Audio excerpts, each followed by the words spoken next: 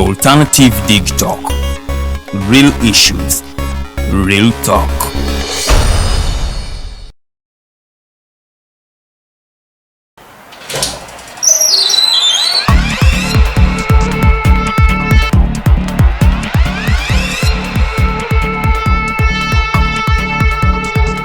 You have got to get up pretty early to go do something.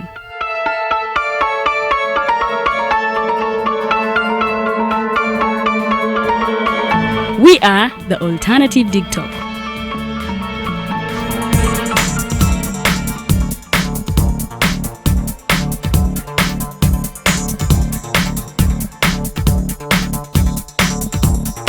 With our mobile studios, we are redefining TV presentation just as technology is setting the pace. We are blending our approach with fresh, perspectively designed breakfast show, The Mighty Drive, informative and entertainment show, exclusive and live interviews. We President Museveni wadde juzi namulaba apima akawunga kilo 2 tasobola kalya nini bwaba alya kilo 5 weyannema okuliisa eggwanga ne bwe limundekera. Njagala kwebaza the Alternative Dig Talk etuwadde kano ka Mighty Drive era n'abatuwuliriza bonna abali ku mikutu njagala basaba mugendo maaso n'okuwuliriza.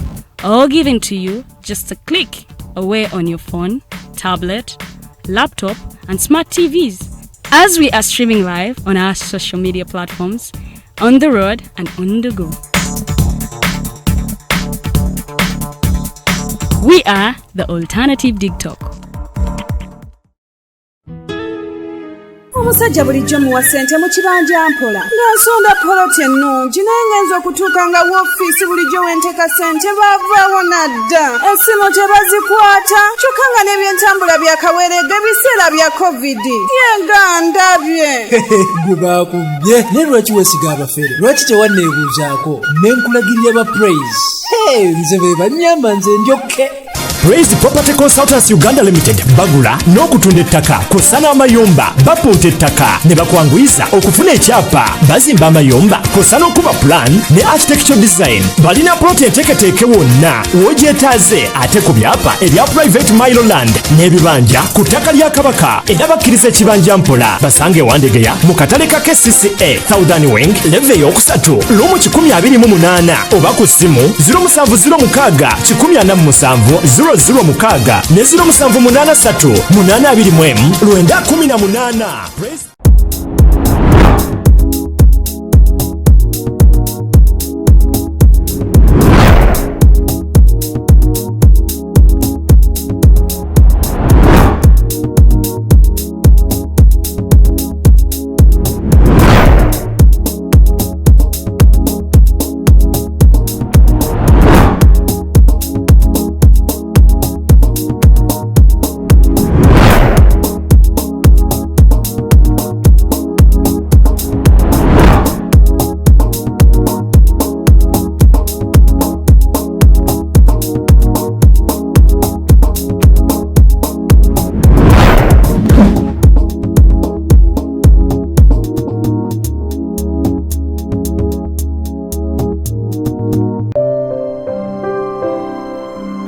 Hey Ugandans, I'm Lieutenant Colonel Dewa Kiki, the Deputy Defense Spokesperson and actually the Deputy Spokesperson for the Uganda People's Defense Forces.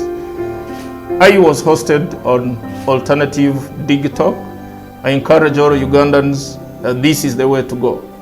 Always watch, participate, give your views and ask questions on Alternative Dig Talk. Dig Talk, the way to go.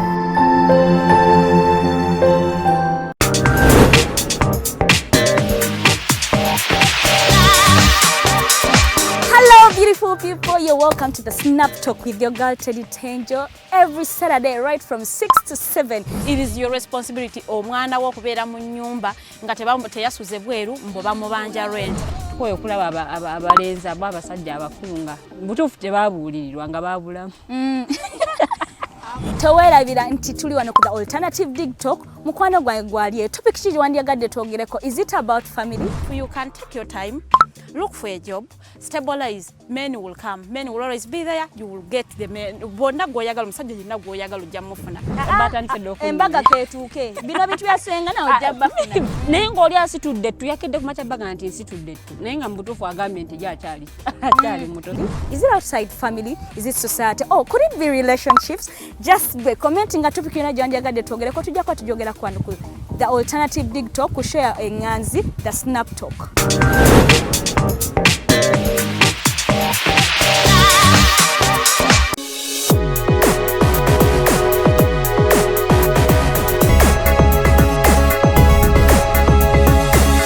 The Alternative Dig Talk. Real issues, real talk.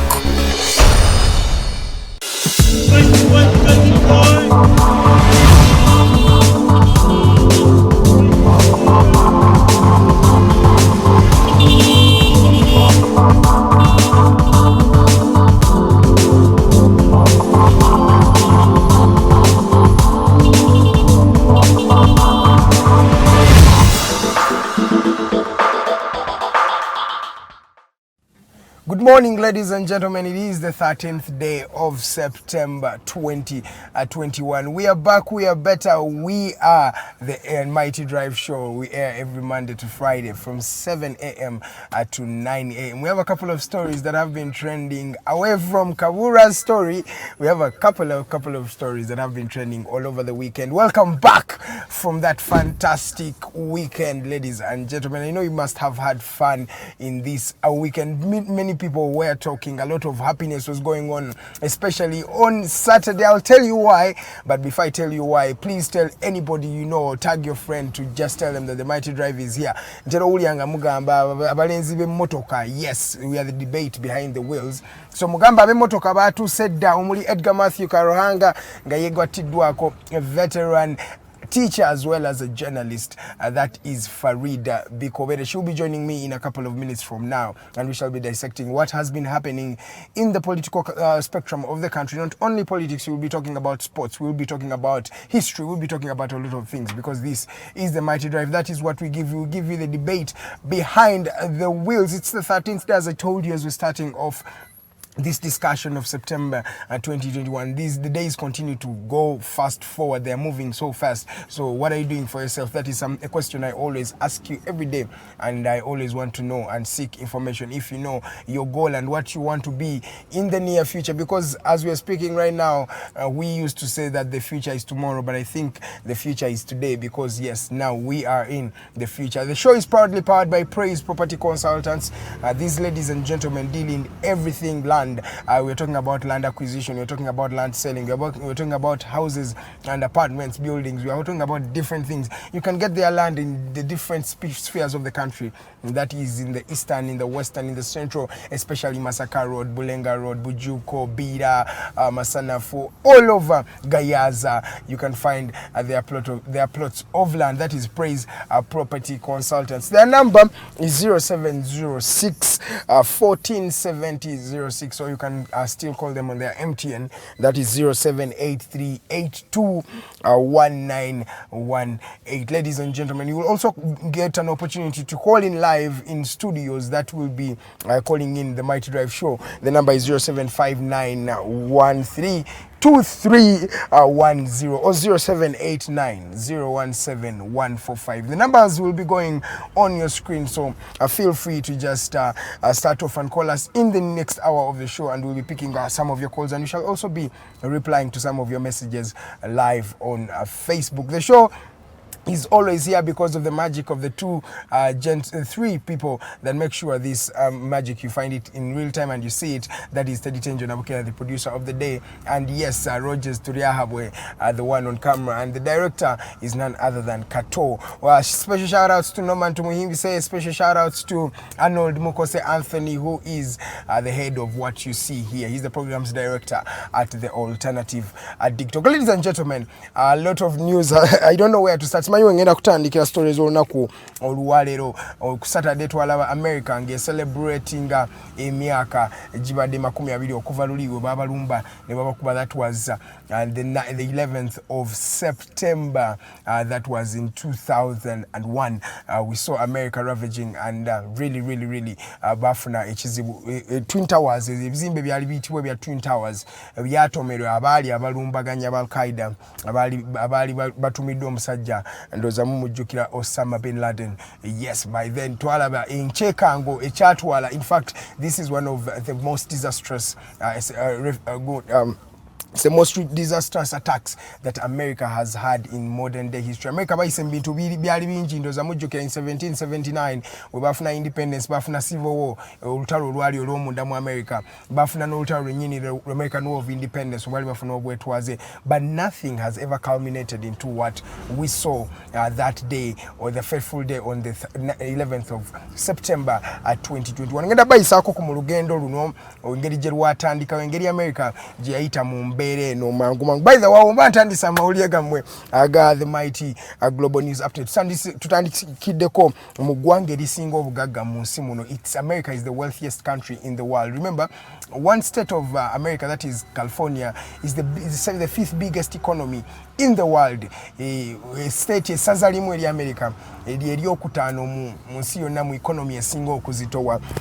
So katandikireko mu America ndoza mujjukira obulumbaganyi buno zaali ennaku z'omwezi 11 omwezi gwali gwa mwenda omwaka 2001. Ndoza mujjukira essaawa zaali 2:46 ez'okumakya twalaba ng'ennyonyi ezaali flying mu ggwanga lino eri America we zaali hijacked. Zaali ennyonyi nnya zaali hijacked n'abalumbaganyi bali aba Al-Qaeda. Jjukira Al-Qaeda eno baali balumbaganyi okuva mu Middle East, especially Afghanistan ne Pakistan, naye nga baali trained by America. Training temanyi na kumanya nti actually bana basajja bali bavaamu lumu ne bebekyukira ba hijacking ennyonyi yasooka ne bagitomeza mu kizimbe wakati ekyo ekya Twin Towers ekimu. Manye ebizimbe bino byali bibiri ebyali bisinga obuwanvu mu ssaza area New York. So twalaba nga basajja bano ba hijacking ennyonyi emu ne batomera ekizimbe kino ekya Twin Towers ekyasooka ku 2:46 ez'okumakya.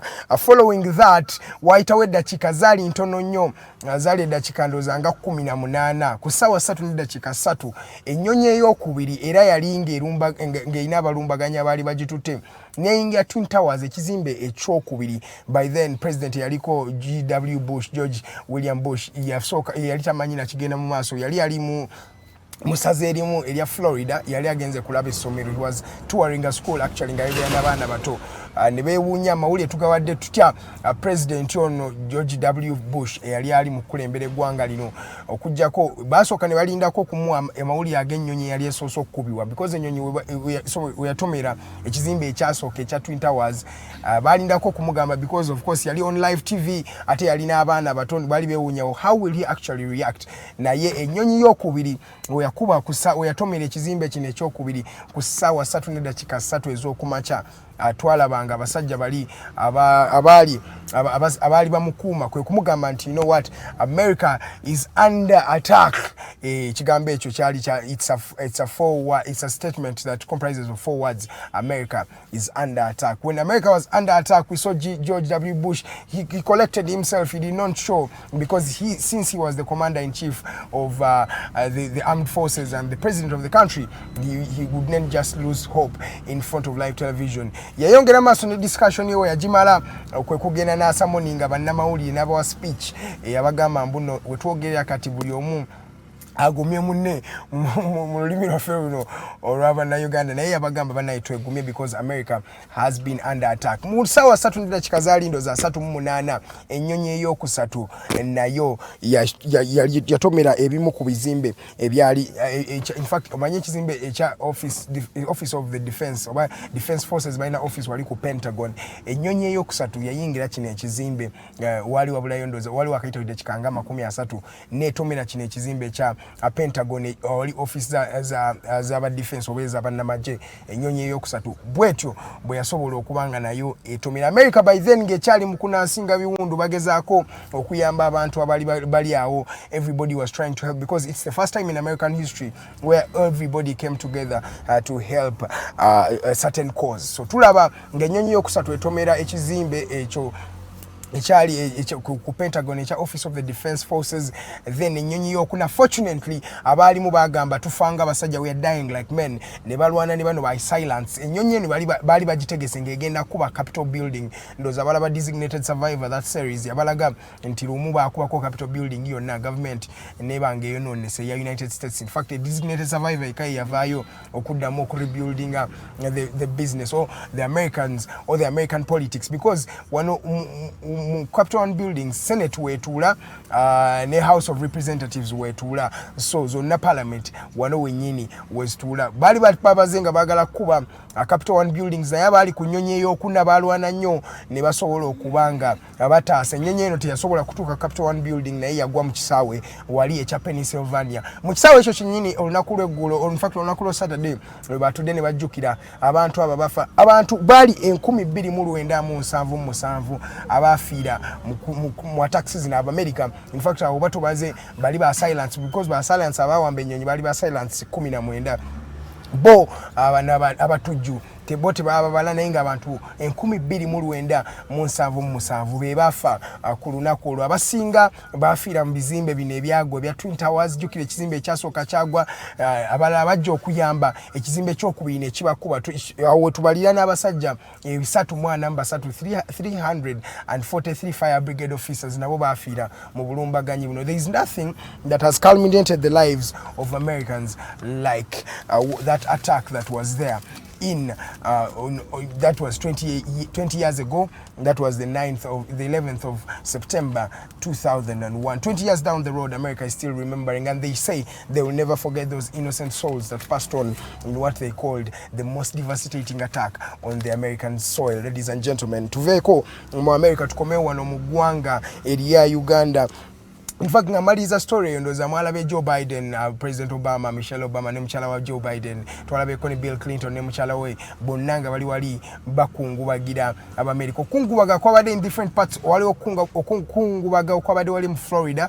Obama we yali wenyini by that Bush we yali wenyini in that time. Nawa speech ya sokera danga bamaze okwatakinga Abamerika. Then wali ono okungubaga okulala okwabadde wali mu kibuga ekya Pennsylvania nyonyi yokuna we yagwira. So twalabenga America bajjukira bannabo abafiira mu nchuku eyo nga bagamba tewali bulumbaganyi buliddamu okubanga bulumba ku ttaka lya America in modern day because that is what they do. They learn from the lessons that have happened to them in that time. Ladies and gentlemen, omusolo omujja gweyongedde okweyongera mu ggwanga nga ina bagamba wano multinational companies wezibazifuluma. That means bagenda kunoonya another way they are going to get taxes. The government has to look for other ways of getting taxes from the civilians of Ugandans. Kati buli ticket egenda okubanga eri issued wano ku ggwanga oba wali ku kisaawe ekya Entebbe airport olina okusasulirako $10. $10 ogenda kubanga osasula ku buli air ticket egenda okubanga esaziddwa okubanga ogenda oba olina wonna woolaga ogenda kusasula $10 je mtwalo nge3 ndoza mu kakaaga mbitano. Yes, ezo ze $10 mtwalo ndoza nge3. Yes, because $1 is at around 3,650. That means 10 times 3,650 jibe ne mitwalo 3 mu kakaaga. So buli wobo ogenda okufuluma obere w'eggwanga teka wali emitwalo jena ogiteke ku bali omanye jojo jigenda to the government of the country. Taxes zeyongera mu ggwanga erya Uganda. Ndozo olunaku lwokutaano twalaba omugagga BMK nga musajja onassa enkomerero ye musajja yafa olunaku lwali lwakutaano. BMK yafa ekirwadde kino ekya prostate cancer era bagenda bamuziisa olunaku lw'eggulo. Abantu bangi ne bawa speeches nga bwe batera okuwa when everybody dies. I wonder, do you tell these people, all these gentlemen, how you feel about them when they are still alive, or it's always a story of like that? Mumala kubebaza abantu nga bamaze kufa. Is that how you treat them? Naye bamwogeddeko birungi byerere omugagga ono mugagga badde n'ebizimbe bingi nnyo wali yenanyini wa Hotel Africana era mugimanya ina branches nyingi ina mu Moroto ina wane Kampala wangi nnyo. So omugagga ono yafudde olunaku lwabadde lwa ku Friday bamuziisa olunaku lw'eggulo era yagenze okubanga sinkana bajjajjabe. Ndowooza nga tumaliriza oyo Nyimba Kabambi Guru celebrates his 26th coronation. That means he has been leading the kingdom of Toro for over 26 years. You're developing a road plan for developing the kingdom and its people for the next 25 years. That means ataddewo already a trajectory wabalira mbuno manyi we want to achieve this in the next 25 years. Oyo Nyimba Kabamba Iguru Rukidi the second is tujja kwa tumwogerako wali. By the way, in this same time Job Katuramu, the one who was actually accused of murdering a Prince of Toro Kijana Ngoma, I hear the rightful king of the rightful Prince of Toro. Unfortunately, some things you don't talk about them. But since we are the fourth estate, that is what we do to our people. Ladies and gentlemen, producer Ngambe Dachika Zangziwendeko, some of the stories tuja kwa tuzogerako. Ball Cristiano Ronaldo after 63 minutes in the Premier League yabada ina goals as singers Arsenal after 4 games in the Premier League. That is how funny life is. Arsenal ina goal mu mipira ina Cristiano Ronaldo ina goals ibiri mu mupira gumu. That is what Cristiano Ronaldo does for you. Ladies and gentlemen, we go in for a short commercial break. When I come back, I am with the well-informed, articulate, beautiful, that is Farida Bikobere. We're going for a short commercial break. We shall be right back.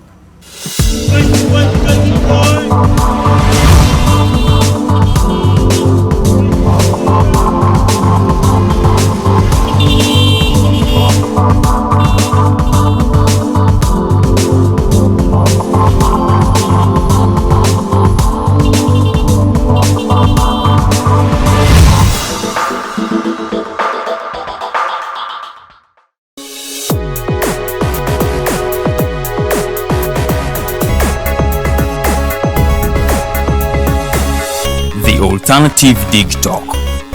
Real issues, real talk.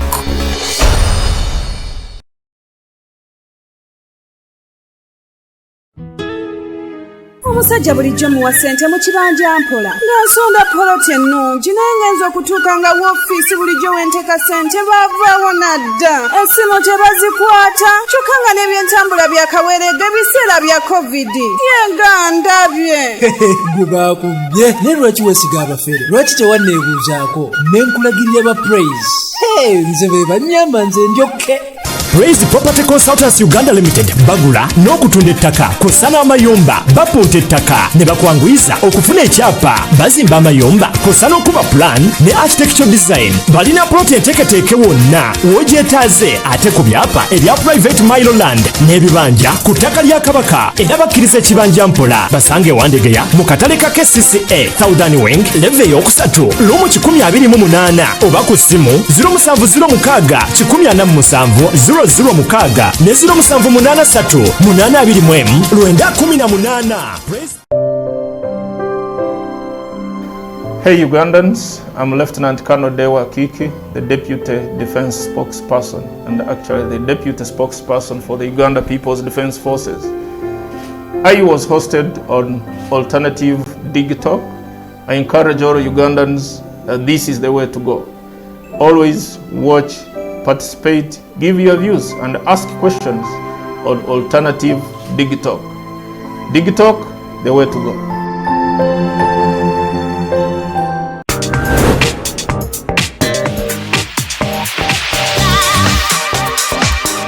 Beautiful people, you're welcome to the Snap Talk with your girl Teddy Tenjo every Saturday right from 6 to 7. It is your responsibility omwana wo kubeera mu nyumba nga teyasuze bweru mbo bamubanja rent. Koyo kulaba abalenzi abasajja abakunga butuufu tebabuulirirwa nga babulamu. Towerabira nti tuli wano ku the Alternative Dig Talk mukwano gwange gwali topic kiri wandyagadde twogereko. Is it about family? You can take your time. look for a job, stabilize, men will come. Men will always be there. You will get the men. Bonna goyagala musajja yina goyagala ojja mufuna. Batandise dokuni. Embaga ketuke. Bino bitu byasenga na ojja bafuna. Naye ng'oli asitudde tu yakedde ku machabaga nti nsitudde tu. Naye nga mubutuufu agambye nti gy'akyali. Akyali muto. Is it outside family? Is it society? Oh, could it be relationships? Just be commenting a topic yona gyanjagadde twogereko tujja kwa tujogera kwano ku the alternative dig talk ku share enganzi the snap talk.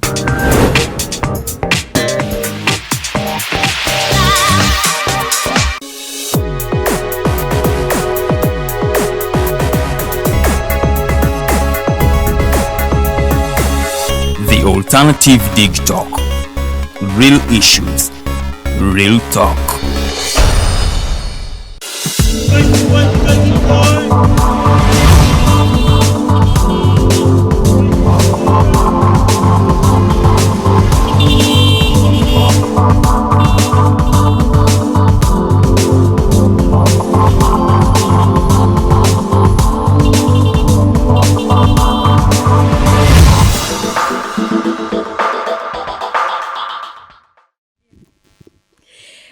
Bantu kyabazinga ekisegese kitalibwa nsolo omukuno ogutawalampika baba wangala ng'okaali ku ikonero oli ku kisanda oba coronation ya 7th tukwendeza obuwangazi ng'era okalamula obusoga ate mukama katonda akukuume ebyanda n'ebyanda. It is a Monday at the 13th of September the year 2021. Kyabazinga wa busoga mukama katonda akuwe emyaka mingi nnyo ng'okyalamula obusoga. Njogedde olusoga lwa nsonga. Kyabazinga wa busoga leero olunaku lwe it is his 7th coronation. Ate owatoloti was yesterday. Mwena munnange tubaagaliza obuwangazi ate mulamule subjects zammwe nga bwe muzizimba bwe muzimpawalinga bwe mudeveloping ate regions zammwe. Olunaku lwa leero lwa Monday ennaku z'omwezi 13 ate omwaka 2021 omwezi gwa mwenda. Yesterday was Grandfather's Day. Obadde omanyi nti olunaku gye luli? Grandfather's Day, the 12th of September. It is Grandfather's Day, banaye ennaku ezo tetera zi celebrating. Naye it is anoona abantu batandika celebrating ennaku ezo kubanga kya kirungi. Omuntu yangambye gwomanyi jjajja ennimi mmeka ng'oyogera jjajja. Engamba okay bwe ntunatulamu mmanyi. Ndowooza abeekeshagamba bagamba ishenkulu. Ishenkulu ffe tugamba ddaada. Ate waba nyina enkulu. Ate aba bagamba nyina enkulu. Abo baba. Nabo be bamu era. Papa. Nyina enkulu abagamba papa. Wala bagamba papa. Abo bose bamanyi. Toto. Yes. Manyaga ba baby. No. Tata. Toto. Zigege manyaga ba baby. Gurira ko yana baby ngekibibi ni chamatama bakiyita toto papa. No. Abantu bayondoza abamnothe bagamba papa toto. I think to mean grandpa or muchala. I think nayenga wuje bali agamba toto and papa. Ishenkuru nyinenkuru dada jajja. Zimanyi. You are a linguist. Hey, I am learning. You know a lot of languages. Mutosha alumu anjala gwe mu Kampala wano. Era bibatisa bagamba kubatisa. Era mbatisa kale nefuna. No Luswahili olubatisa. Katono nnyo. Kidogo. Naye era kale era nkibatisaawo ne ngamba bwe ntuuka abali mu kulya akawunga ne mbasaba akawunga nga ugali. At least we ngamba ugali oba otegedde nti njagala kawunga. Ugali ebirala oyongerezaako. Naye nga mbeera nkibatisiza. Our Rwandan community murahoneza.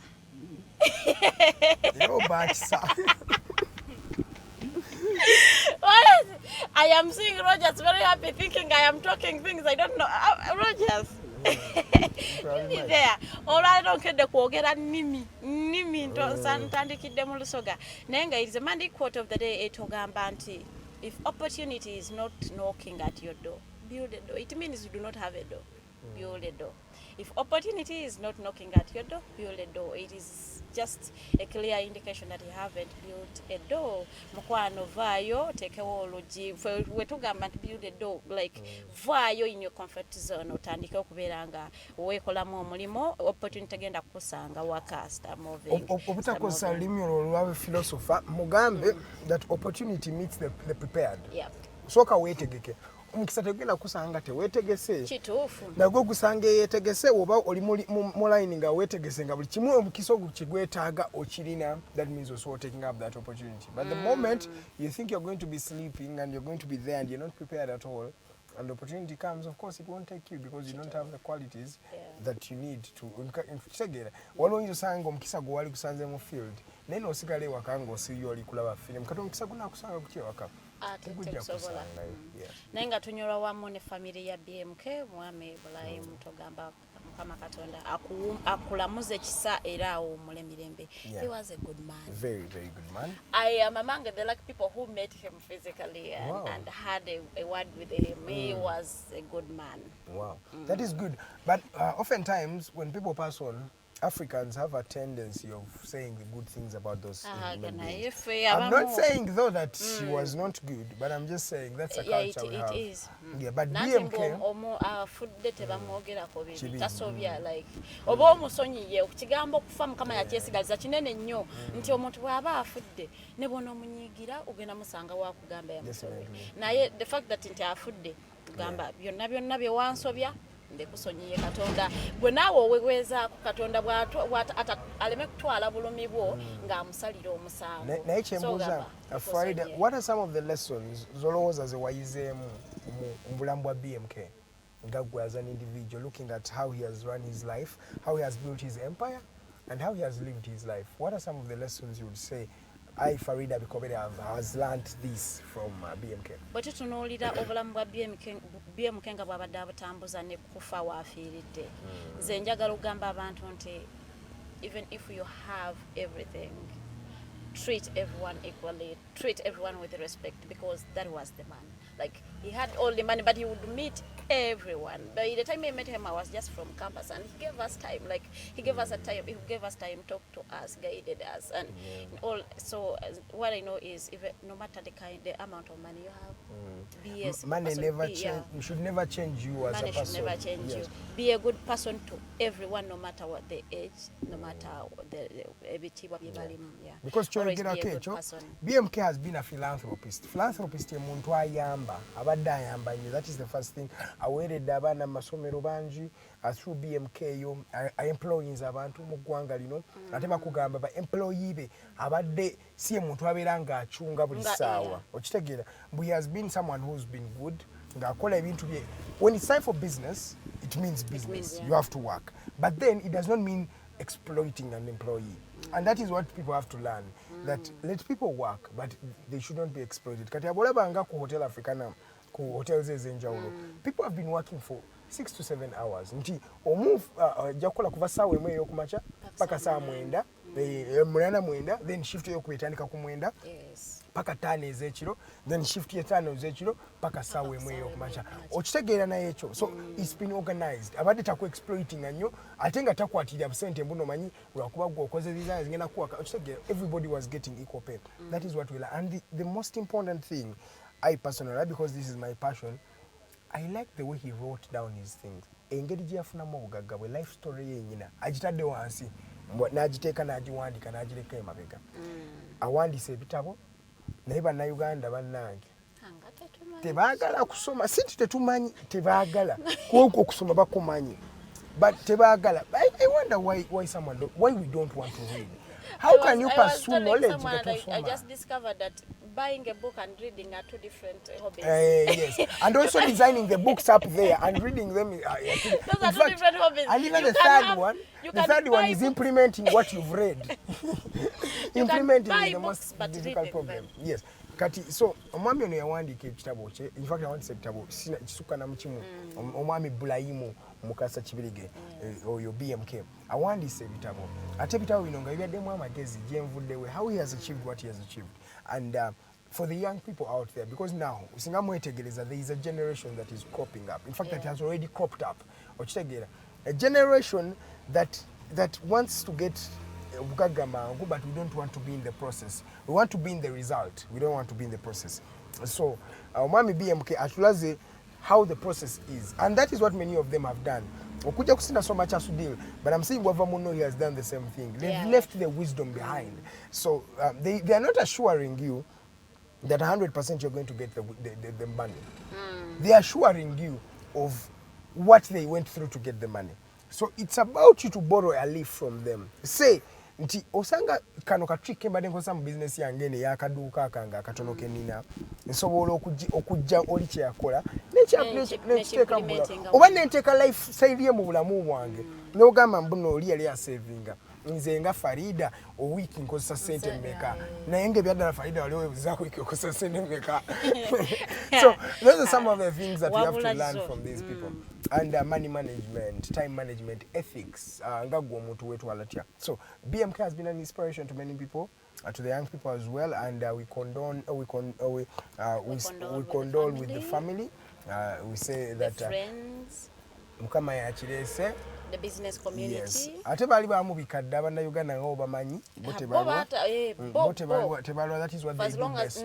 As long as omuntu abeera mu ddwaliro nga sitali mu mbeera nnungi batandikirawo okusalako ebigambo. So n'asooka n'avaayo emyezi kondooza mwezi nga gumu emabega n'agamba naye nze ndi bulungi ng'alina Hotel Africa n'alaga ali okay. Then unfortunately yasakamiza obulwadde wa prostate cancer. Naye this brings me to another perspective about BMK's death. He died of prostate cancer. Many people, many men right now are dying of the same prostate cancer. What about Orthodox Archbishop John Rwanda? Yafa prostate cancer. Many people, mostly old people, myaka ana, abasajja myaka ana, waguru, truly so prone to prostate cancer. Yeah. So do you just enlighten people what causes prostate cancer if you know the causes? I want to be sure, and I don't feel at liberty. I don't feel at liberty. I don't about a solution. I don't feel at liberty saying the causes. Some of the causes are really men having fake lifestyles. Lifestyle idiot here. Fake lifestyle. I'm a journalist. I'm here to educate. Yes. Yeah. So fake lifestyle onywa nnyo omwenge ebintu ebyo byonona prostate cancer. Then okunywa omwenge okozesa ebitoxins ebiragalagala bireeta nnyo prostate cancer. Then ekintu ekisinza okuba nga kirabika okwekozesa okwematiza. Men have a tendency of playing with their genitals. So when you play with your genitals, of course, definitely, it causes prostate cancer. Which call over a while. And many people you find people who are actually addicted to these things. Muluzungu wachita masturbation. So abasajja bakosa masturbation that brings prostate cancer. Then n'okukula ng'omusajja n'okula mu myaka, so you need to be exercising okitegeera ebintu ebityo kubanga you keep your muscles in shape. So abaami abali eyo bannange ekirwadde kino kyatujjira okujjako some of the solutions. The solution okwewala prostate cancer. First of all, akwata onywe ebintu nga emichungwe jo lemon yesinga amazzi ga lemon agabuguma osobola ogakwata n'oganywa. Lya fruits zeetaagisibwa nnyo. Nywa ebintu nga yogurt ebintu ebityo, things that are that have nutrients in them. Then there are some doctors who say you have to have sex often. I don't know how to define often. I think to often, have sex is to take away the masturbation stuff. Yes, and you're just having sex because as you're having sex, you reduce the chances of getting the prostate cancer. You're easing out some of the Why do men do masturbate? First of all, I'll look at it at a spiritual perspective. They're possessed. No, not possessed. Possessed sounds bad when you say they are possessed. No. Spiritually possessed. Spiritually, masturbation is not good.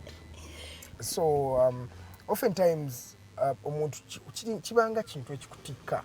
Because, first of all, because physically there are also reasons.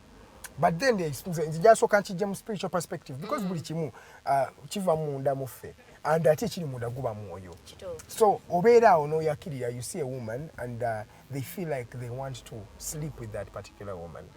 So again, he puts that image in their mind, and alaba muntu mulala. Nayenga spiritually, that person is actually not. He's not there. You're having intercourse with a spirit. So you create a scenario that is not Yes, you create a facade that is actually not there.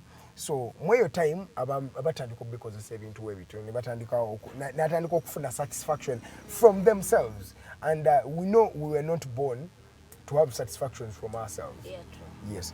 Kati ate ne kile kintu kibeera nnyo omwana emyaka nga bali mu kukula. They don't have the opportunity to sleep with another woman, but the body already wants. Okitegeera?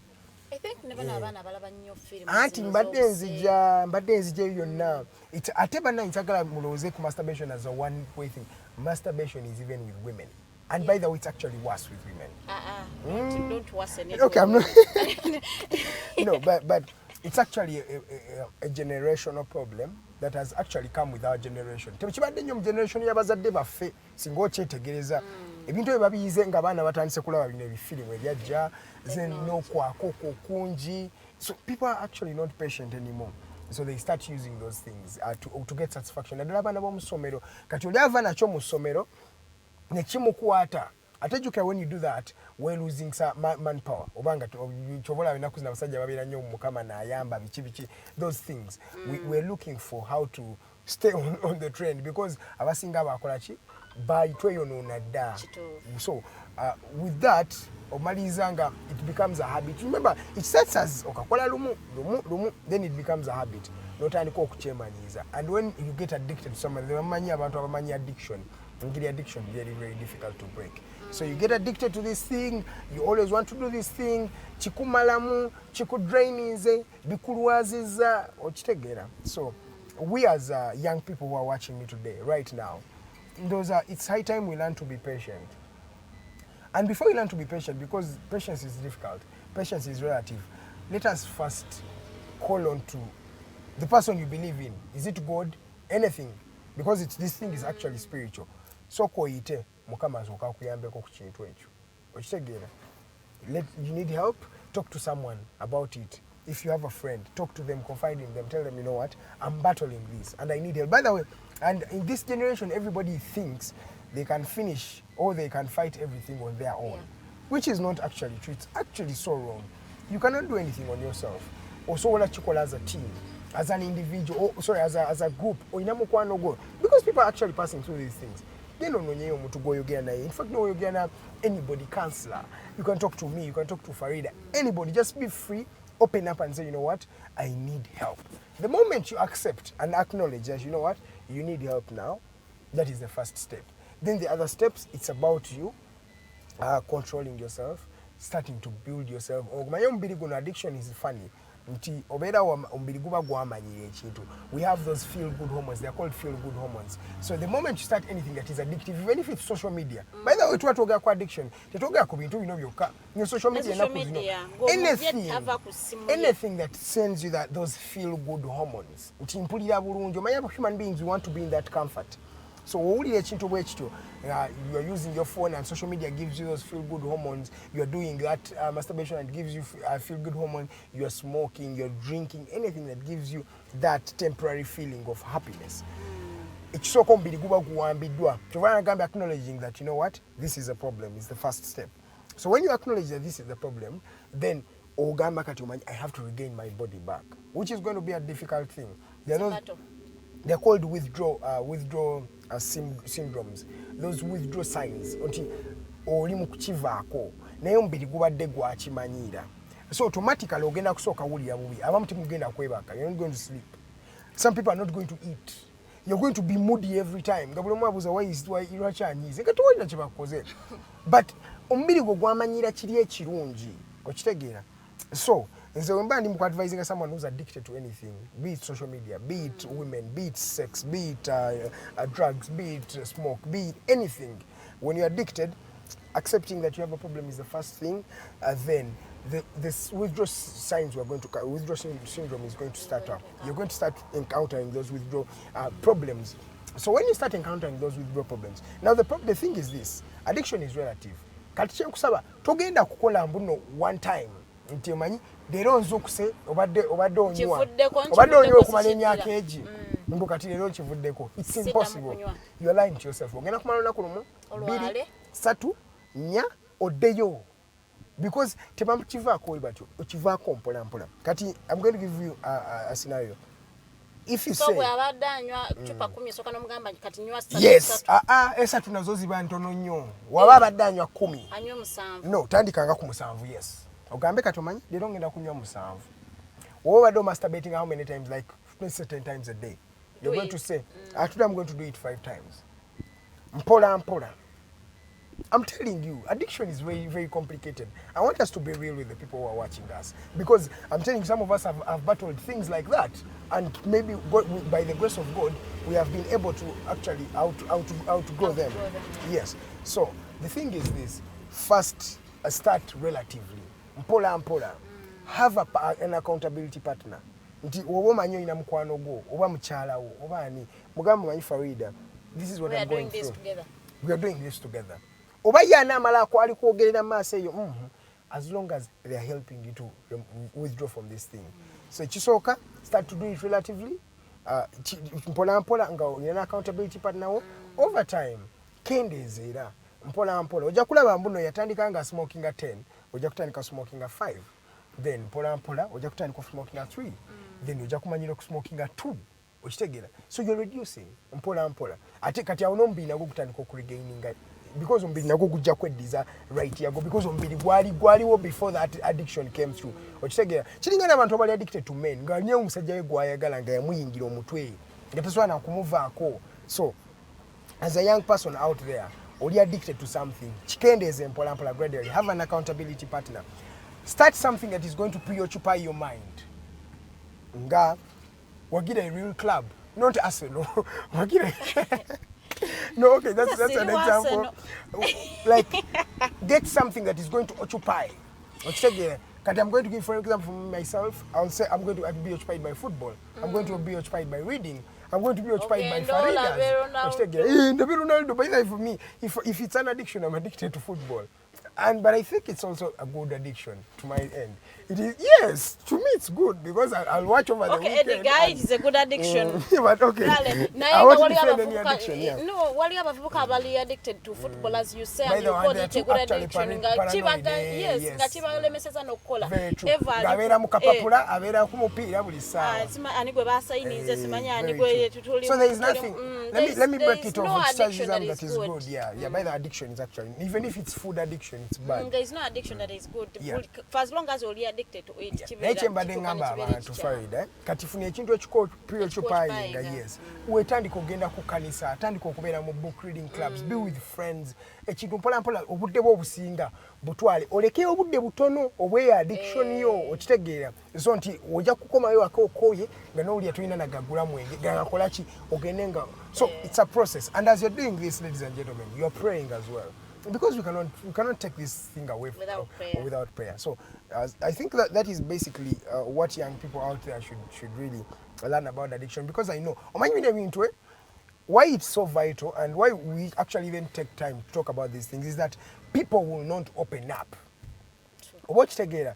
Njoli achimanyi agenda kwefula wano mbuno tewali kimutawanya. They will boast akuwe ekikalu. Nenga mutima afa. As I have a friend oli omuvubuka yali asa addicted to porn. Ochaba. Ninga wo mulaba oyinza gamba, this is a gentleman. He's chill. Like you may think everything is well, but it is not well. So nga moyo mufuluma, for him he stays on his computer ne yekweka nasigala nga ali mukulaba bintu ebyo. So nga ngomanyi bintu ebyo manyi ebigendo okuvaamu. So nga ekintu ekikulaga you might see him and he looks like he got this. So manya bana Uganda n'abantu generally you know how to pretend yes that I got this. Yes, you got this, but you need help. And when you don't accept that you need help, and by the way, for me, I'm here for anybody who needs help like that. I'm here to guide people on that. So if you feel anybody who's watching me, you know my number, my DM, Facebook, Karuhanga, Edgar Mathew, Twitter at Edgar Mathew Karuhanga. Just DM me, tell me, you know what, this is what I'm going through. And I'm telling you, I'm going to reply you, and we're going to fight this thing together, and you're going to make sure that actually you recover. Because the good thing you've accepted. You know, you are bossing around. Bossing, they never know. When you have a problem, come, let us start up. and we will fight this together. All of us are fighting addictions. All of us. We are fighting these things. So they can close and we can know. There are many people are going through this. We've gone through this, and we're still going through these things. So we are also fighting our battles. We want to fight with you as well. We want to fight as a team, and we'll have this. We'll win.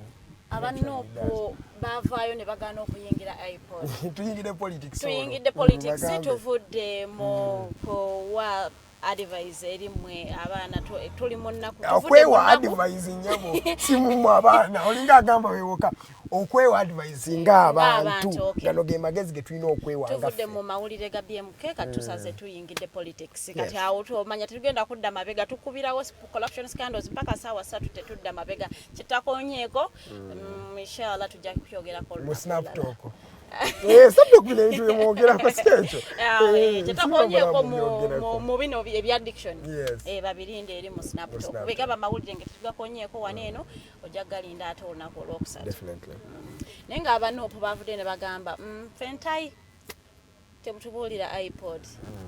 There is nothing good in being part of you, and we are not going to gain anything, and so for that reason we are not joining. Do you think was it a good decision? Abana Uganda, I want to first draw a contextual background for IPOD. The IPOD is the Inter-Party Organization for Dialogue. Our political parties exam Uganda zafuna forum mwezegatira. Jagala tusoka bana Uganda bakimanye mbu na IPOD yeno. Teri sanctioned constitutionally.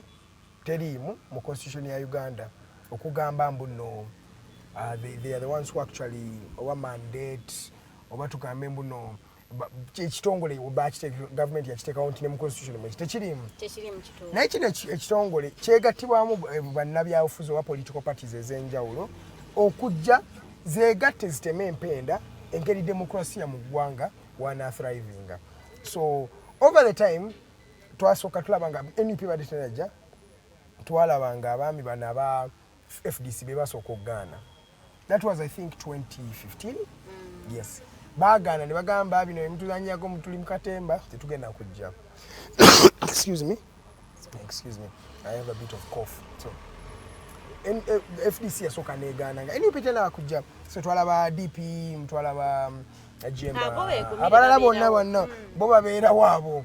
Yes. So bonga webali nenga FDC yagamba mugenda kunywa chai na kuyogerako na Museveni na kufuna ku sente because IPOD yamutesezza tebibera implemented okitegera. And the fact is tulabenga IPOD yakasente kabeera mu political parties zifuna sente bafuna mbuwumbi billions. Wadinalabyeko wano Richard Todwong omwami secretary general wa NRM gagamba obusente bwetufuna mu IPOD butono nnyo ekyeka ku NRM buba butono NRM buba butono. Yeah, because NRM is a big political party and I think they already have the guns the guns I mean the money. Not okay, they actually also have the guns but I'm meaning the money. So buying already sentence bu petty cash. So IPOD mwalimu ebitongole ebyenjawulo FDC omwaka ogwaddako meeting eyaddako ate twalaba FDC nga yekyusa ekuba enkyukira under the gentleman onani ono yakwata flag yawe yani gwe bajjamu engato Patrick Boy Amuriat ne bakomawo ne bagamba mayi kati kyai kanafa akakyayi twetegesa okukanywa. Ke kachai kentegeeza because uli yagamba muli munywa bunyi chai kana one waga cheka nafe kachai tugenda nala abantu tebanywa chai wali ebikolebwa ebirala apart from tebanywa chai yokka. Yes. So he also came back and said he would love to join IPOD, yeah, and which was okay. So he joined IPOD and they talked about these things. The problem is the things they've talked about have not yielded results, which is true. Ekibali bogerako in the first place FDC kyalietia nti IPOD ebintu biringa byogerako ne bikomaawo. So the National Unity Platform na ye stand jebadize nayo, they came with a stand saying that these things we talk about actually are not implemented, and what is there to discuss if what we've discussed is not actually implemented. Then ngabogera n'ekintu kya President Museveni alinga dictatinga bichibe bagenda okwogera kubunga baagala. If we are going to talk about if we are in the Inter-Party Organization for Dialogue, that is the IPOD, we have to first discuss with that President Museveni when he's leaving power, because that is the basic thing. the other opposition candidates are looking for. You know, sometimes you have... So you want to tell people that they only have one reason as to why they should join IPOD, to find an answer to when? They actually want to first clear the air, the elephant in the house. President Museveni. What if he tells them I do not know for us? And that is the problem. So right now, the main issue to get a and some extent you feel like they are right. That is actually the main issue. Oh. For the opposition, the main issue is President Museveni leaving power, isn't it? Because these people feel like President Museveni has taken away. But that is the main discussion. The main discussion is how to improve the people's lives, the systems that are going down, and all that kind of stuff. The other one is an inter-party organization for dialogue. It's the political parties talking about. They're not talking about government. No. So we're not seeing Edgar. Government anywhere. Okay, twali mure sinze nawe no singa. When banalina points I think the reason why you should go there and dialogue is to bring out your points. You see, I have this and this and this to be implemented. Since I am not in power, you can do these things. Who tells you where they want you to implement their manifesto? But yes, your manifesto is not yours, it is for the people. Speaking about implementation of manifestos, we've seen the NRM government, or the government of Uganda, actually adapt these people's manifestation, those manifestos. We've seen them adapt them. The FDC. By the way, alternative ideas is a FDC. National Unity Platform. In fact, I'm not sure about the National Unity Platform because Bakaja. But the FDC was saying about by implementing FDC policies of FDC. And after speaking about it, never implementing. But on that note, we're going for a short commercial break. When we come back, we shall continue from that discussion. And yes, we shall also have, you will have the opportunity to call in live and talk to us, talk to Farida, Bikobere, talk to myself, and give us some of what you think about anything. We're also going to talk about Omsolo Gunogwaze over $10 or air tickets in Uganda. Then we shall be also talking about the evolution of the kingdoms in Uganda. What lies ahead in terms of these kingdoms. Then Robin Anabanja is continuing to trend. That is, she was seen on the border and delivering and making service delivery. Can she actually tell his counterparts, his colleagues, to actually also, do what she does, ensure service delivery, maybe by using low costs, using borders, or using cheaper cars? I don't know if he can do that because many of Ugandans like luxury. Let's go for a short commercial break. When we come back, the Mighty Drive continues.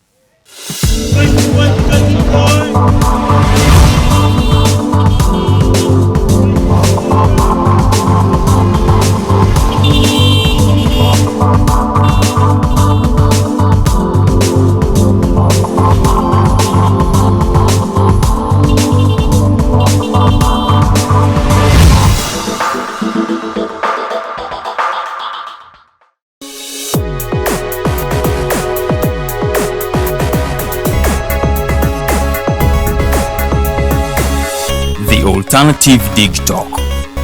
Real issues, real talk.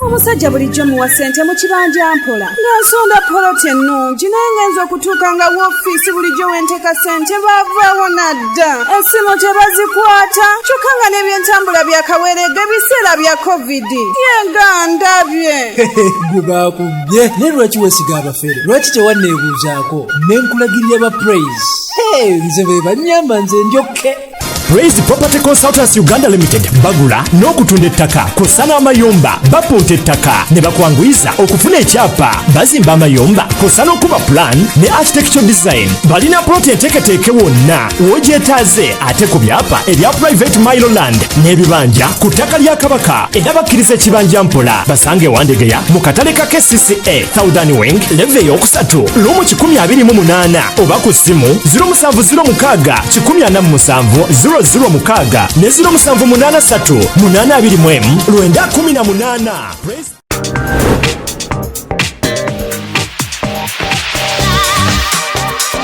Hello beautiful Hello people, you're welcome to the Snap Talk with your girl Teddy Tenjo every Saturday right from 6 to 7. It is your responsibility omwana wo kubeera mu nyumba nga teyasuze bweru mbo bamubanja rent. Koyo kulaba abalenzi abasajja abakunga butuufu tebabuulirirwa nga babulamu. Towerabira nti tuli wano ku the alternative dig talk mukwano gwange gwali topic kiri wandiyagadde twogereko. Is it about family? You can take your time, look for a job, stabilize, men will come, men will always be there, you will get the men. Bonna gwoyagala musajja yenna gwoyagala ojja mufuna. Embaga ketuuke bino bitu byasenga na ojja bafuna. Naye ng'oli asitudde ttu yakedde ku maca baga nti nsitudde ttu naye nga mubutuufu agambye nti gy'akyali muto. Is it outside family? Is it society? Oh, could it be relationships? Just be commenting nga topic yona gyandiyagadde twogereko tujja kwa tujogera kwano ku the alternative dig talk ku share enganzi the Snap Talk.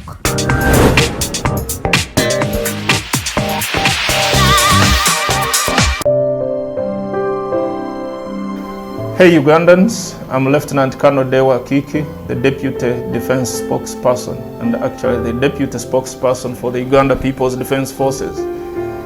I was hosted on Alternative Dig Talk. I encourage all Ugandans that this is the way to go. Always watch, participate, give your views and ask questions on Alternative Dig Talk. Dig Talk, the way to go.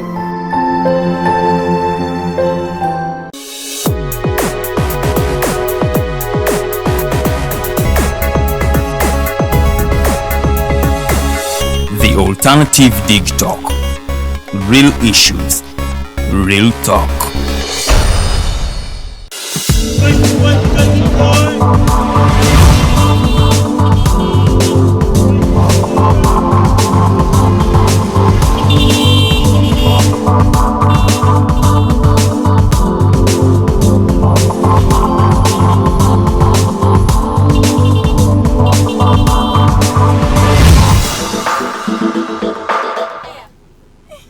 Welcome back from that short commercial break. It was just a tight discussion behind the camera or when you're off camera with some of our colleagues here. Ladies and gentlemen, this is the Mighty Drive. It still continues. We are proudly powered by Praise Property Consultants. Remember, these gentlemen and ladies deal in land, everything land. That means land acquisition. You want land in Bujuko, Bida, Mitiana, Masaka, Nabingo, everywhere, ladies and gentlemen. Gayaza Road, Gayaza, everywhere these gentlemen and ladies have covered. Ladies and gentlemen, if you want to talk to them, you can call in on their number 0706 1470 06 or 078 382 1918. That is Praise Property Consultants. They got you sorted. I'm still with Farida Bikobere as we've been dissecting on the different things that have been happening all over the country. Farida will be reading some of your messages as we continue with the second hour of the show. And remember, in this hour, you have the opportunity to call in live. The number is 0789 017 145. The numbers will be going on your screen, so feel free to just get your phone and call in live. Talk to us, talk to Farida, talk to myself, talk to anybody. Send a special shout out to them. And speaking of special shout outs, today, an ardent viewer of the Mighty Drive show. The lady, she is a lawyer. She's called Linda Bareche, a lawyer. She's always watching the Mighty Drive. It's her birthday today. Happy birthday from the Mighty Drive show. We wish you more blessings. And so Linda Bareche, these blessings are more not from all of us, but an individual like myself and Rogers Turiahawe. We wish you a happy birthday, our ardent view, and we hope that you can continue to blossom as a lady, as a lawyer. You know, a lawyer and a female lawyer blossoming and rising to the heights is not always easy. But on this birthday of yours, we wish you the best. We wish you a tremendous birthday. Enjoy it and to the fullest. Rogers Turiahawe sends his shout outs. I send my shout outs. Farida sends her shout outs to you. Happy birthday. And everybody who's sharing a birthday with Linda, it's a happy birthday to you as well. We are still talking about the Inter-Party Organizations for Dialogue, that is the IPOD. And Farida was still... You were telling me the sole reason why they should go there is to know when Museveni is leaving power. No, that is what the opposition of the country... That's the main reason why they are going there. No, it's not the main reason why they are going there. Because they are going there to what NUP is saying, that, and FTC has said this before, that one of the main things that should be talked about is Museveni's transfer of power. Okay, it should be. Why don't you think one of the? You know why I think so. When a leader has been in power for 35 years, and you also agree with me, Farida, we say yes, I know the he fact has is, been in power for when do we actually need to talk about it, and how best do you? Because opposition in Uganda, they demonize you leaving and going to actually meet the president. So in such a forum, on such a forum where all of them are there, that is the right place to actually say, you know what, let us talk about your transition from power. President Museveni, when do you think about leaving power? When people vote me out. When people vote him out, that's why akwesigaliza ku ntebe. Na hata aba opposition iwe mtu gamba, specifically aba NUP. Nti ensonga emu okuba Museveni tagenda bagamba dirwa ava mu ntebe, yensonga lwaki temugenda joininga. That has been the issue. Kati bwebanga ye issue. Then they are not here for the people. I want to ask you something. What is the main issue that has been the talk of town, or what has been the main issue in the politics of this country for over time now? Bagala kuchusa buyenza. No, don't say bagala kuchusa buyenza. Asiri mu bagala. Bagala kuchusa buyenza. Gotwaga buyenza uchuke. Nze siri mu bagala. Oba bachusiza tebachusiza for as long as byenja ebiri meant to call about rightly. Boche batesa. Omanyi walo bagamba, we should all talk about these things, but there are many things to talk about, but one of the things we need to talk about in the Inter-Party Organization for Dialogue is when the president of the country is going to leave. 35 years he has been on the steering wheel of this country. 35 years. That's a long time. In fact, making 36. By the end of this Chisanja, they are going to be 40 years down the road. That will be from 1986 to 2026. A leader has been leading the country. Thinking about what he has done is there. But the fact is, when do we actually talk about a transition? As a country, not from a partisan perspective, no. I want Ugandans and you, Farida, to also quote me right. And I am not being... I want Edgar. I want you to be objective as you That is what I'm bringing you this. I'm telling you this thing. I want us to talk about, not just... Because I want you to realize something. The world is not going to... There is no individual who outlives the world. That is already fact. We are human beings. Human beings are born to die. Then, how then do we realize that, you know what, as a country, we need to talk about this. As a country, not as NRM, not as opposition, not as who. As a country, when do we talk about transition of power? So, what is the determinant of whether President Museveni will accept and they table that topic and they talk about it, or he will not? That is what they are saying. Sure, nobody will want to talk about that from the NRM. That is. Then it is better you join and then maybe your topic is bashed. But what I'm trying to say is, Edgar, if you want to take credit for whatever you are doing, then you are not doing it for the people. You are doing it for your own self. What do you mean taking credit for whatever you're doing? Because I know NUP had its agendas, what they would want to do for the country and whatever. They've already whatever it is. No, they've already released so this that, is space. haven't they? This is space no, for they them. already showed you the alternative ideas. They launched them of recent, I think like a week ago too. This is space for them to continue to demand for what they believe in. But if you again you are shying away from space, what kind of mechanism are you going to use to table what you think your people want? Because this is space that you are running away from. Yes. Now we have a scenario where I'm going to use a symbol. There is this hyena, and there's this leopard. There's also a lion.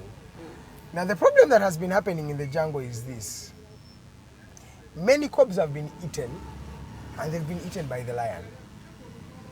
So the hyena And the leopard, they're meeting this lion, and the lion has its all the bones of this cob. And what the hyena is saying, Mr. Lion, you've eaten a lot. Some of us are sleeping hungry. The ecosystem is changing. The cobs are being eaten a lot. That means we are going to start eating grass. Since the cobs are all getting finished, there's Mr. Lion, you're the king of the jungle, but you're being gluttonous with the food supply in the jungle. And because of the food, you being gluttonous on the food supply, that means you're affecting the ecosystem. You're eating all the cobs. Now the cobs, when you eat them, there's nobody to eat the grass. And then we have nothing to eat because you can actually not eat the grass. So what they're saying is, Mr. Lion, we want to talk about the disappearing cobs in the jungle.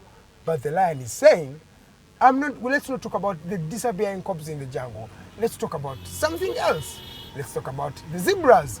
Let's talk about anything, but not the cobs. Yet, the main pertinent issue at hand is the cobs that are being eaten in the jungle. You know what I'm saying? Let us not bury our heads in the sand. No, Edgar, we are not burying anything. We are burying ourselves. The main topic of discussion and many of where you go, and me as a journalist, because for me I speak for the fourth estate.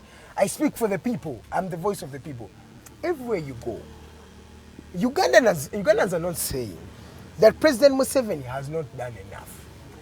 All Ugandans are saying, how do we ensure that our country stays stable and also transition from one leader to another?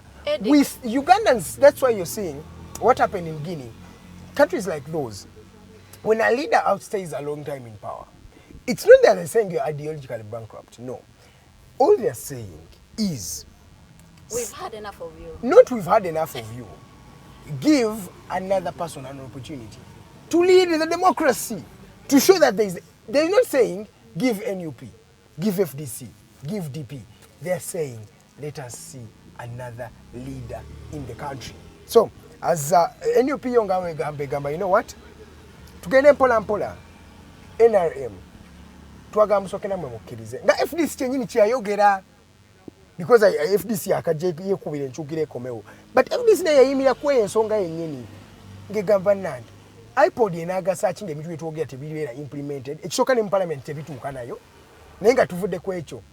Ne bagamba, when do we actually talk about the truth, the elephant in the house?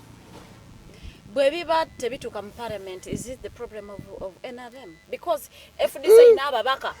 So but you are seeing this from an lens of NRM. No, I am not NRM. I am just. I am seeing the lens. No. Ejawa ground egana okugamba nti Museveni tayagala twogere nga it has never been a member of IPOD. That is why my question is, you have never been a member of IPOD. Where do you get the ground to say Museveni doesn't want to talk about when he is leaving power, when we are there? Because you have never been there. My thing is, go join, front your topic, let him bash it, then you will have the ground to talk about it, to come and tell people he does not want. The next time they ask you to join, you will say, no, I'm not, I think you're from the other perspective. I remember when NUP withdrew their petition from the court. No, I am not. No, you remember? Now I think you're one of the people who are saying, why didn't you complete your process of the election petition? You get what I'm saying? Yes. So, I would want to agree with you. What you're saying is logical, but what you're saying is impractical. How? It's not practical. It's an option, and it's something right, but the implementation is different.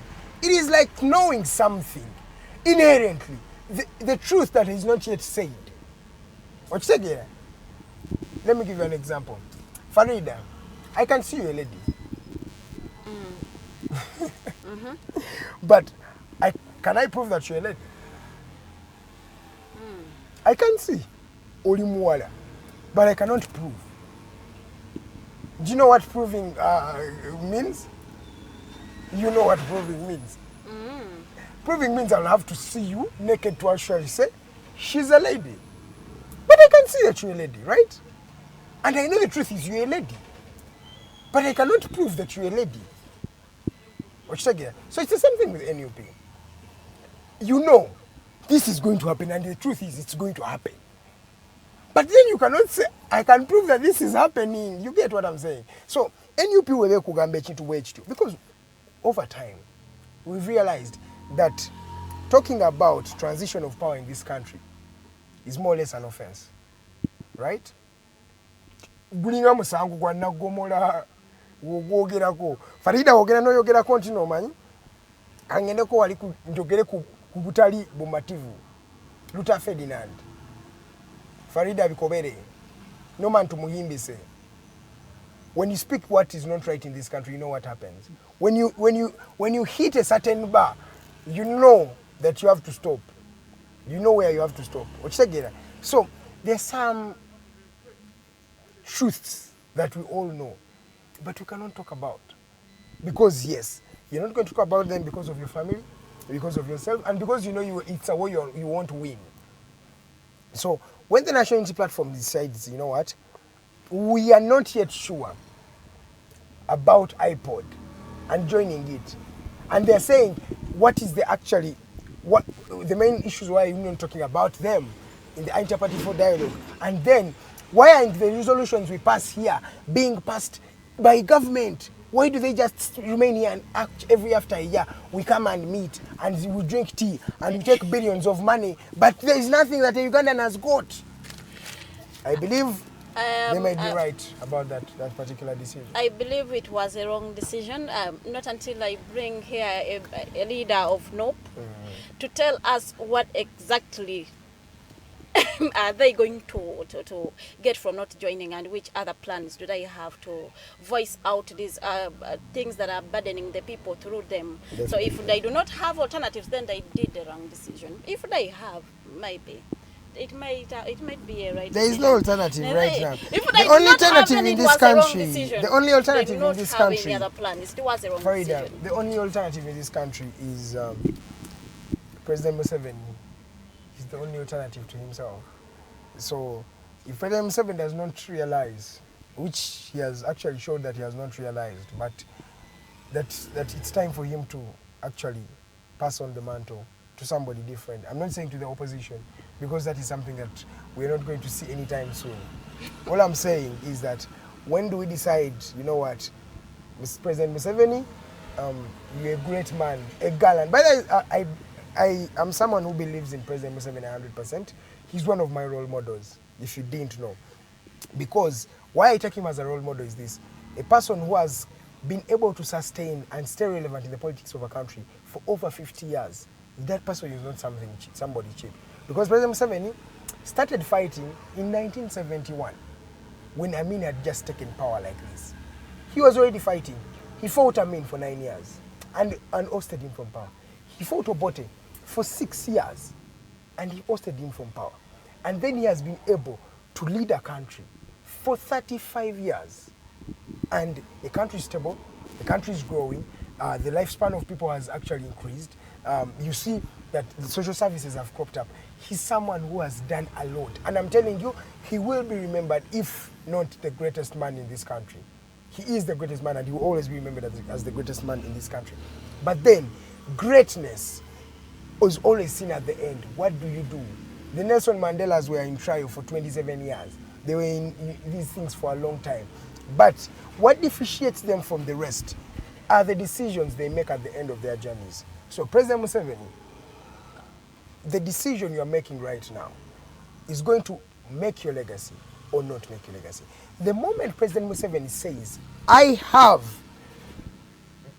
stopped and I've given another person the mantle to continue with this country, President Museveni will be a revolutionary, will be a legend like Cristiano Ronaldo, and trust me, President Museveni will be remembered for the generations to come. But the moment he feels like he has to die in power, that means he will not be remembered as a revolutionary or a legend. They will remember him as a dictator. And you don't want to be remembered like dictators. For example, Abasaja Baita Lava, Baberanga Morom. I've actually forgotten Julius Caesar. Julius Caesar did a lot for his country. But unfortunately, the way he left his country was very devastating. Gaddafi, Kanomama Gaddafi. He was a great man. great intelligence, wealthy and everything. But the way they finish their race is what defined them. So you're defined by how you finish, not how you start. You know, as we in the short commercial break, what I said, that you will do 100 things, but they will see the one thing you've done wrong. So if you want to do it right, finish right, and you will be celebrated. But the moment you continue to make yourself relevant, in a generation where you're not relevant. Those are words of Edgar Mathew Karuhanga. Olunaku olw'omukaaga FDC yavaayo n'eronda ngezza ba vice presidents eza mu kifo eky'omubaka omukyala Nabbosa Ssebuggwawo negamba nedda kati tuteeseewo Elias Lukwago for Buganda. Ne bajja Adeke Anne Ebbajo ne bamuwa for Eastern Region. She was when ng'abantu benali Makerere nga the guild presidents that they in power, and I'm like, oh God. Yeah, she was one of the guild presidents when I was still at Makerere University. Anna Adeke. Yeah, Anna Adeke. Yazze mu kifo ky'omwami Kevin Itaka as the deputy president in charge of Eastern Region. Ate omukulu Elias Lukwago, Lord Mayor. Gwe bateese mu kifo ky'omukyala Nabbosa Ssebuggwawo for Buganda. Let's say Central. Thank you for those changes. We hope these people bring what you expect out of them. So, Ransong Auntie, you were disappointed. Nabbosa Ssebuggwawo ya disappointing abangi. Erabe yajja mu struggle bangi. Agambe kitegeeza omuntu ababeeramu nga si wammwe. Tuleke kuteeta bigambo byaffe. How sure are they bwe yali abalimu teyali waabwe? Why would it be so quick for her to cross? Is that quick? It was quick. How long was she there? It was quick. How long has she was been in there FDC? on purpose. How long has she been in FDC? She was there on purpose. Now She has been in power for 3 terms and she has been at the FDC ticket. That means she has done, that is roughly 15 years. She has been in power. Gatali ku ideology is a FDC. So people saying that she has just say yavudde mu FDC. But then, is this the first time we are seeing people from FDC being fished? It's not the first time, because it's not the first time. It should continue happening. The struggle, I'm going to come from a very, very back perspective. Omwami gwe mulaba second deputy prime minister, Ali, General Moses Ali. Abadde tebakimanya limma gye gaamini. He was got after Amin was Baba Jambuyinza, he was a prisoner of war. Ne balyoka bamujja mu prisoners of war. Ne bamugata ku NRM by then.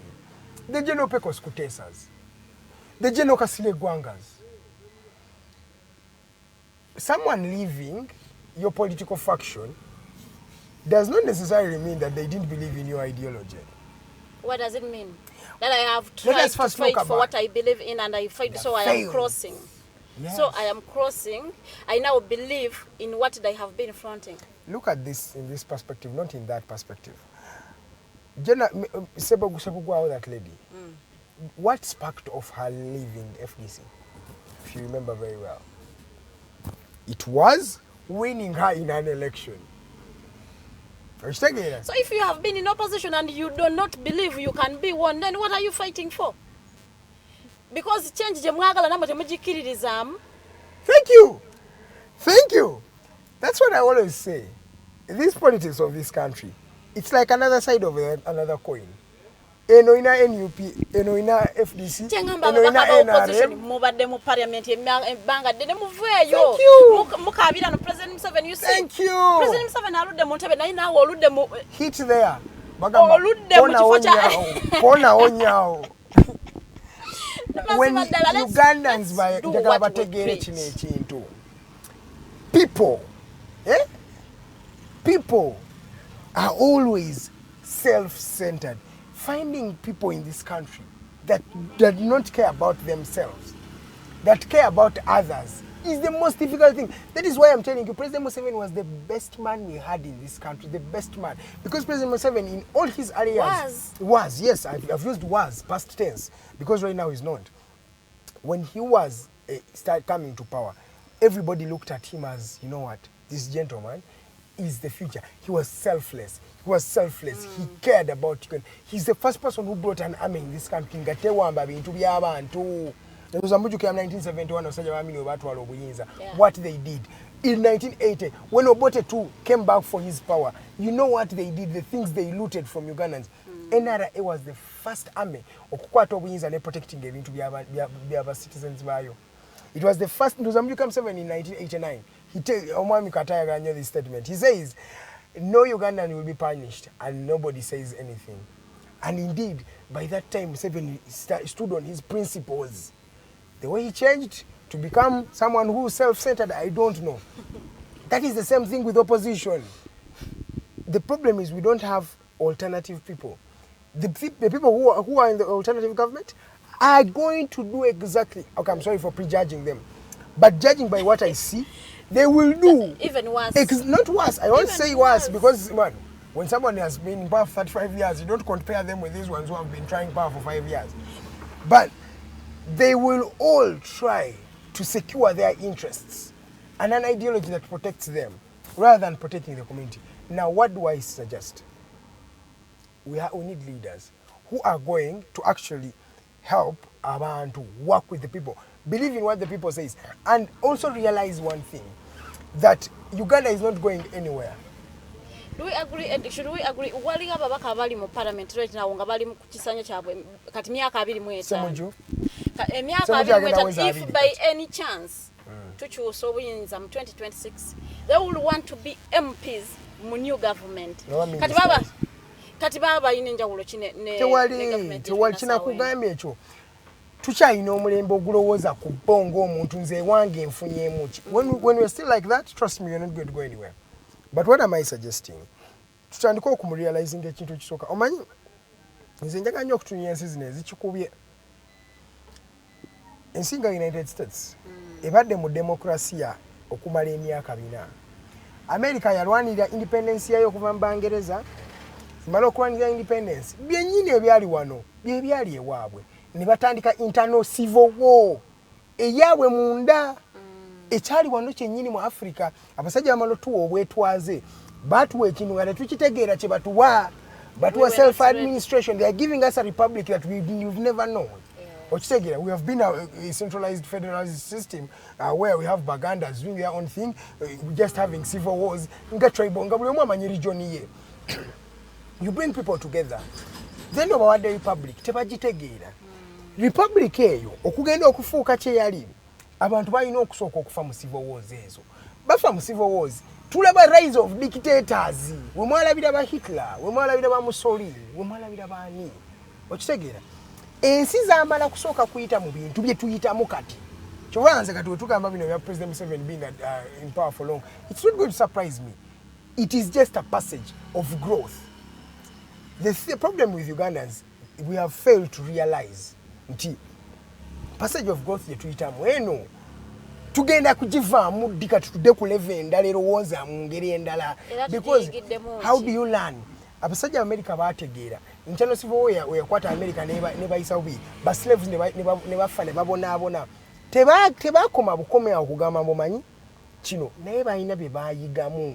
They realized omanyi lwaki tetukwata abaslaves bano tubate tubawa obwetwaze bwabwe kubanga abantu baatwegattako system yamalidde okwamalgamating. We cannot be seeing black people as slaves, yet they're actually equal kumpi in number with the whites. Okitegeera. So they realized that. They realized that what? No, civil war teina kyegasa. They realized webakwata bali besiza waliwo president gwe bali besiza, I've forgotten them. Because bali bamanyi Abraham Lincoln. Abraham Lincoln yali yabamanyiiza nti yakola ebisanja bibiri n'avaako neyaddako n'akola bibiri. Kwegamba ne bakimanya mbu nno omuntu wa bulijjo osavinga ebisanja bibiri n'ovaako. Laba we bagwamu nabe ne bafuna oba yali Roosevelt. Nancy Roosevelt, I think before Roosevelt. Waliwo gwe baafuna eyabakalakata ebisanja bina ne bagamba kumbe ya people like these ones. So we have what they learned. Ne bagamba kati ono agenze tuteekemu akawaayiro nti omanyi biba bibiri ate American Constitution tekyusibwa. Okitegeera. So what am I showing you here? I believe Ugandans should learn from the mistakes that we have made before. Nga twafuna mistake eyajja ne tufuna a government or military government that turned civilian, but it has not been living to expectations that many Ugandans then thought it would live up to.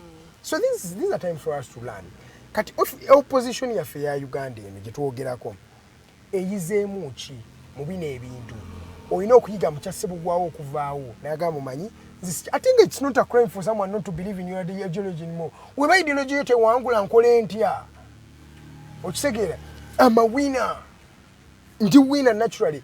Is there a time where you have to say Manchester United yesembya Pogba oba Pogba yasembya Manchester United okisegera kyentegeeza kiri wekiti waliwo osanga nga political party what you believe in is pulling you down ng'ate gwe potential yandibadde waggulu naye weesibye mu kintu ekitali mu kujja naye nga lwakuba ogamba bannange no to some extent let us respect people's decisions. Sebugwawo aba yagambye mbuno FDC you've tried 5 times, you've not taken power, you've not even reached 50% of the parliament with MPs.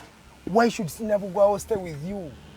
Why? After 20 years nga mutryinga bannange Edgar nedda nze njagala tusooke tukkirize tusooke tulabe Edgar Mathew Karuhanga ulira Farida njagala are you really listening to your own self? Yes, and you know why? Because I don't want someone to be see, I'm not defending what Sebugwawo did, but I want to give you perspectives mwabana Uganda gye mutali mukula because everybody is demonizing her. It's like if you President Museveni called you today, wouldn't you go to his office? Going there and working for him are two different things. Hey, okay, you're saying from here, but the one if the president calls me now, it's okay. I will go. It's okay. You know your heart very well. All I'm saying is that because of the problems we've had in the past, omwami omukyalo oyo kye yakola kiyinza okuba tekyali kituufu for FDC and for the ideology she believed in, but for her individually, to some extent she had kimuyamba yenga y'omuntu. So tuleme demonizing her because yagenze on a winning team. Everybody wants a winning team. That's the fact. Buli omu ayagala winning team. So oluusi tusooke anti lwaki tetusooka ne twebaza emyaka egyo 15 oba 2 gy'abadde nammwe? Lwaki mulaba ogumu gwagenze mu NRM? 2 ejjamu gye yabakolera jo gyali mirimu. Nanti guno ogumu gwonoonye giri 2. Nedda mwe abaleetera okukirowooza nti gye gyonoonye. It's an ideology that you have in your mind that ayonoonye. First say omanyi you've served us well, thank you. That is what people do. Nebagamba weebale genda eri. This is politics. Omanyi, do you know a motto behind politics?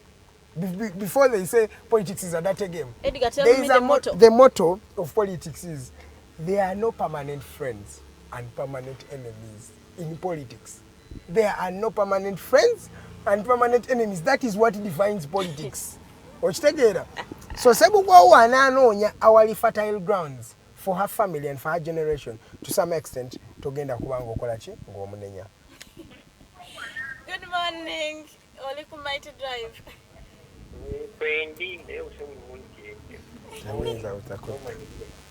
Yes, no man. Actually, I'm going to say something. I first of all, thanks to you. No more than 1 month, like a position is a little bit of actually, I didn't know how much I'm going to say. Actually, I have followed your discussion and I have indeed been following the discussions and the concerns of what my friend Professor Kanyamba called it movement, talking about interparty dialogue. First of all, when it was founded in 2010, it has one of the leading objectives were to have specific solutions for Uganda as in challenges of Uganda, following challenges of Uganda, not in particular challenges of political parties. But what is confusing people, nabo binyindowooza abakikola bayiyakiyiye nti bwogenda okiraba mudi yakyo protocol yakyo ne leadership brother kibeeramu political parties ziri mu parliament zokka. So meaning political parties zitali mu parliament oba ezirina representative mu parliament as if to say bo tebalina ideas to bring on board. So first of all it was spoiled from the inception. If bwe babanga baali baagala kireme ekityo kyandibadde nga kiri parliamentary inter-party dialogue tetumanya bunno kyakikola ku parliament zokka. But the mere fact that Uganda has a lot of political parties, and one of the objectives is actually inter-party dialogue. That is a solutions to the challenges facing this whole country. It was very stupid for its leaders and people who those on board only consider political parties which are in the parliament. Having said that, again, it goes back to our colleagues. Sometimes, I will almost use the word rural-urban excitement, also spoil things. That is why when you are excited, going to go to Kampala or Chelsea, or very well, or very much over Edgar, or we want to Farida, or so. So we don't know what to take it away Kampala.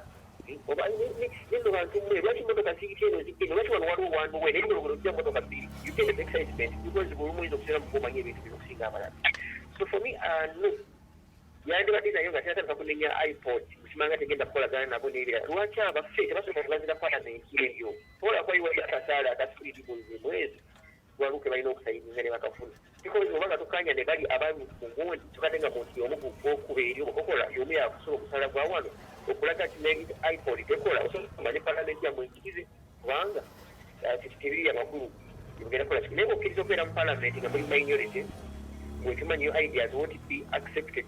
Edgar,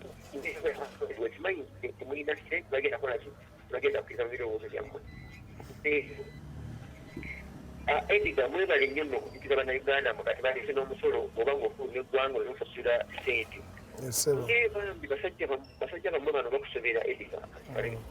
Okikala olwowootana okulowooza eneddwa okuprotekyukinganga the corrupt oba tusewo n'omusolo nga saba nezimuzira yakumpanya sente muteekako omusolo kale waki abebusalisa maybe 20% of the robbed money, so we know kati n'ababbi basasula omusolo mubonezerija kaabanye because kati Uganda birika byakusaaga mu kusaaga how do you tax omuntu first of all kati ng'embeera eriwo if you may know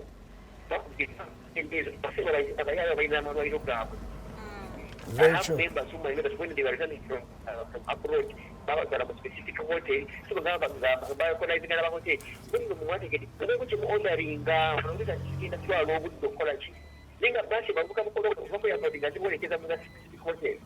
You get then they also have to test their blood for their COVID. You get so you say that the country is just important. What do we propose? We propose that people should, if there is a room for dialogue, you go and dialogue. You get? Or but if this has the reason to withdraw from IPOD, because it had presented its concerns, the same thing one look where we had that day what called the benefit of doubt.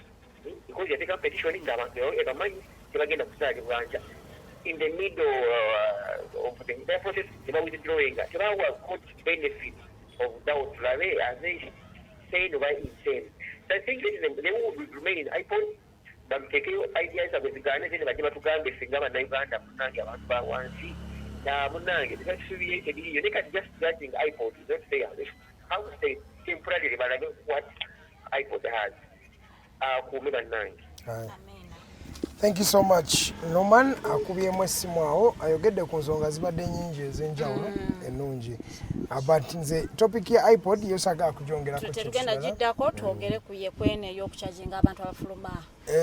Ate nze kati n'emisolo gya Uganda tegikyan surprising oba gikusurprisinga.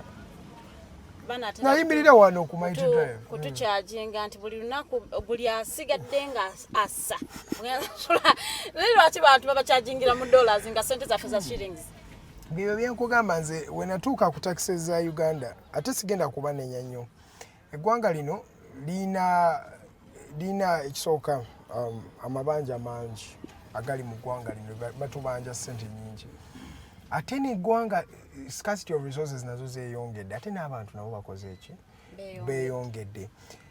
Obuzibu bwengenda okubateekako the challenge engenda okubateekako aba government nti bakutte sente ne balemwa okuziprioritizing obulungi nti expenditure yaffe yenjawulo sente zitwalifunye tuyinza okuba n'amabanja because every country bagibanja naye America ennene baba banja nalabye n'ab'Ekenya beekalakaasanga babali bubi yeah amabanja wali Zambia kati ffe Uganda tuli bubi Zambia yafuka Chinese economy China nezuka kati negamba buli gwe manje hansasule Zambia teyina kinsigaza mu economy yabwe so ekyama benje kikiri nomo naye ekizibu kya privatization prioritization singa ogamba omanyi sente zino kati ngezo okugulira ababaka amamotoka ezo kulwembeera eriwo ebintu ebimu katubyerekere ensaka ezimu tetugenda kuziwa bakulembeze baffe because olaba expenditure nyingi egenda nnyo mu makulembeze ne mu security singa mugamba kale ebyokulwanyisa kyeka tuwezezaako because nadde president ng'ayogerako mbuno kati luli bali abantu abasobola abali balowooza defeating nga yadde ayogera ku Rwanda bali balowooza okudefeating eggwanga lino luli twali tetulina capacity naye kati tulina capacity amala enough and adequate capacity tulina aba trained soldiers tulina amamundu yes which is true mobili now alabye batandise okulootinga aba LDU yeah ngawe bakola buli mwaka ffe kye tusaba ebintu webitulwa kye tukusendezaako kumbalirira eyo tutandika okuteeka essente ezimu mu bintu webiti ebigasa mu social services mu nayenze kyenjagala okwebuuza what was their intention okuteeka omusolo guno ku bantu abafuluma do they want to retain their people in no, here $10 does not retain people in nti olwo omuntu ajja kutya okufuluma olw'ensonga nti aliko omusolo so what is their intention because ate omusolo ogulaba ogwo guli ku air ticket yokka ezo $10 ziri ku air ticket gyogula buli air ticket enaagulwanga ku airport ebeerako $10 ezo olina ozisasula. It's not that we're buying or barring people from leaving the country. What they do is they overtax. $10 is like petty cash, mazima. Not to Ugandans, but when you look at $10 ngobalidde ku 3 sijje je mitwale 3 chovola kugambe nga tobalidde wano. Bali kiri kibaze ba tourists. Singa okyetegeeza si bana bafa bana. Mu banasi mameka bakose airport. Sigambye mutebaliyo nkugambye bannansi bameka on a population of 41 million Ugandans. How many people use the airport in this country? Bameka. It's not even more than 3%. But even if it does not give them a leeway, the thing is this, anti kyekyo kyenkugamba nti bo bafunye tax banoonya bafuniramu ssente okitegeera naye serezo tizigenda kubeera nnyo affected tizigenda ku affectinga munna Uganda nnyo zisinga ku affectinga tourist ajja mu Uganda omulambuzi kati ate bwe balaba a world economy $10 ziringa 5 za wano okitegeera nga onaagamba mpaayo 5 these days 5,000 is just okitegeera kati $10 ku America ne kuba Europeans ne ku nsi yonna a world standard bali mu targeting about tourists they would just say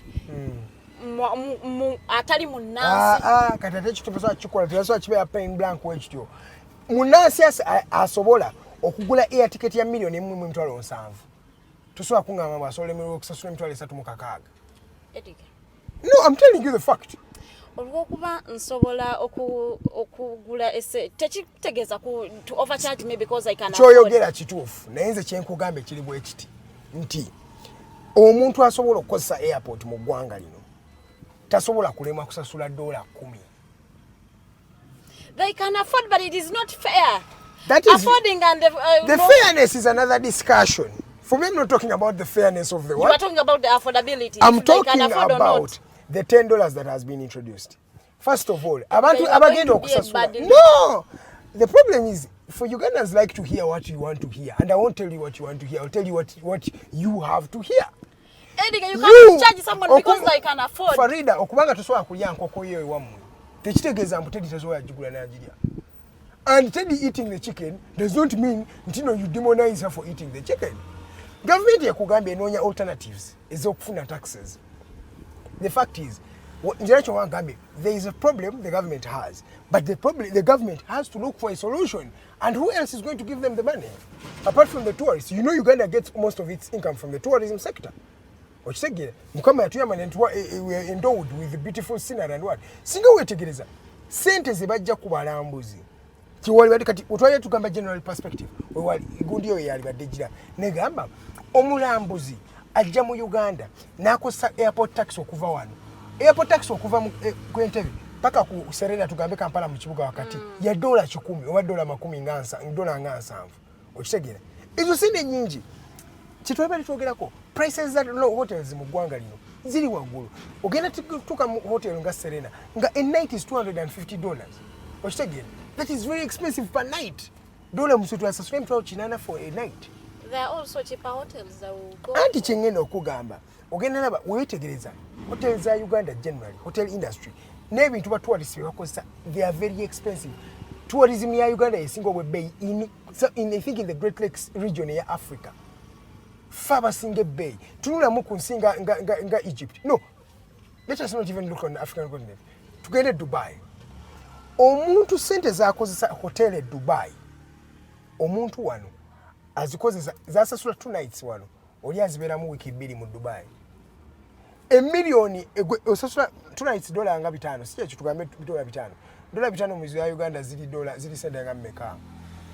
Balamu zibanga dola bisatu around 3 million point something. Weziba million yeze bisatu. Omuna Uganda Dubai osobola okubeerayo kumala week yezi ngo ina decent hotel kwezo sente. Naye mu Uganda wano ozikozesa for 2 nights. 2 nights ngogenza ku Serena. I've given you a rough estimation of the hotels in the country. Utugambira mbuno wano akagwa otukasetinga. Serena, Sheraton, Grand Imperial, the modest hotel someone can actually have a decent sleep and a decent meal. Ezo sente mu ggwanga wano nyingi. But kyewali badogamba batuwa listinga tubajjeko sente nyingi washubajjako ne budole 10 nga bagenda oleka wano milioni nga 10 wajja wano kumala wiki emaleka milioni 10 lwaki edole 10 tetuzimusonye. That is be your perspective, but you saying budole 10 teziri fair eri banna Uganda. Nze mba nkugamba omuna Uganda afuluma airport wano okuprocesinga okulinnya ennyonyi the cheapest air ticket ya 1.7 million. Tugambe muno the cheapest okugamba Dubai papa. It is okay for government to tax omuna Uganda wonna as long as abaala bantu we bataxinze bana Uganda bakisobola they can afford. It is okay for them to tax.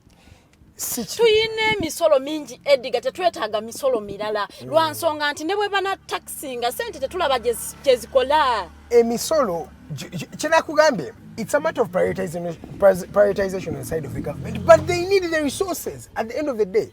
Wachi ulira they have the resources Edgar tebazitemye kugwa tasobola kuzisasula bazitemye ku tourist agenda okuswa because bana Uganda batono ababera ku airport nenga tumaliza njala tusoke tuogereko ku mwami newe batema ku tourist Edgar ne tourist bagenda ku ngwajja kubeera woyo nga I can afford nenga alaba kino mumunyigiriza ku sente zembalekedde neera mu nsala ne kino aleme okujja ye kiwali ogedde ku perspective naye gogamba mbuno perspective mu ebisolo bana Uganda sokera wange nga sinnafa ku olyo olinya emirundi emeka ate kojange bwaba alinya nga tasutagenda kusobola kujja n'okwogera ino mwongerera alinya era ina sente wabasasula milioni 1.7 ndwaye 3 tejimulema ekyo government kyekintu government kyeyalabye kwe kulowooza kwe bagidde mbanaye katumalize story eyo soke twogereko ku Toro Kingdom yawezeza emyaka 26 yesterday tubulayo ndoza I think it's 48:08 tulina eddakiika nga 10 awo kumeka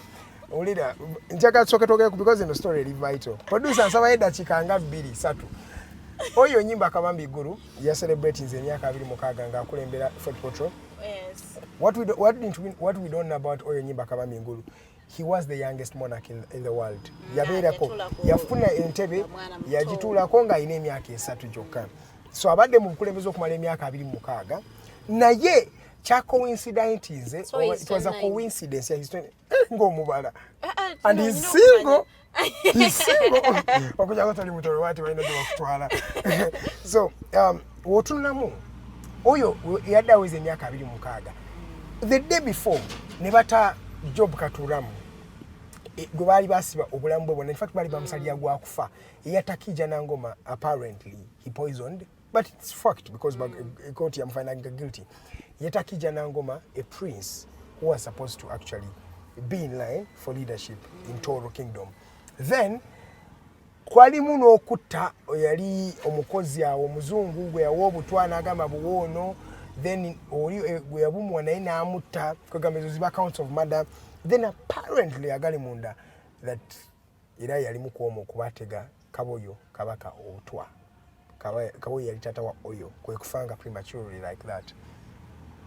emisango gino in the western side of the country ya instigating a lot of dissatisfaction bagamba omusajja yatuttira abantu baffe ate n'afuluma nga akozeeko myaka 2 yalina okufa obulamu bwe bwonna naye prisons agambye the fact is ono omwami gwe mulaba yakoze payroll ye yasavinze bulungi abadde n'empisa because of empisa ze na buli kimu tukoze eki tumutadde ekiri mu Fort Portal omwami Ruben Kisembo bishop we diocese ya Fort Portal yasabye ba Fort Portal abatoro bannange nywena muganyire Job Katuramu muganyire ke yakozere musobole kumanya after prison omuntu ayegere you've learned they say that you know you've learned so Job Katuramu bagambe Fort Portal buli mutoro ali okumuganyire Job Katuramu welcoming because after coming from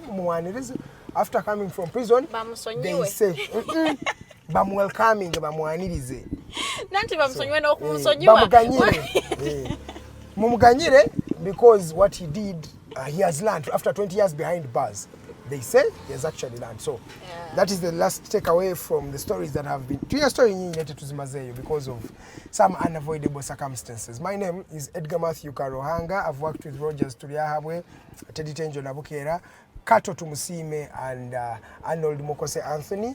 These people are professional enough. They are here to serve you and we promise to diversify and demystify the online media spaces in this country. We are seeking to create a platform that will correspond with the young people who are our main target audience.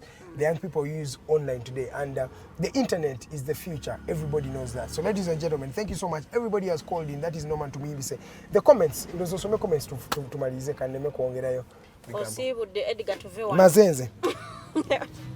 Twagana olunaku olw'enkyanga tulina mulangira na kibinge comments I'm sorry tujaze olunaku olala obudde si kati abo abantu bagamba ngamba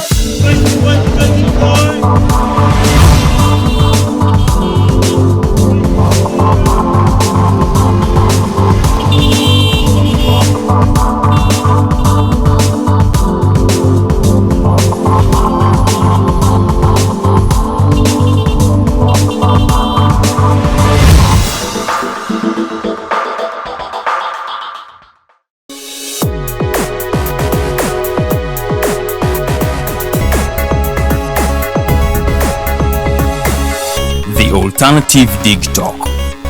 Real issues, real talk.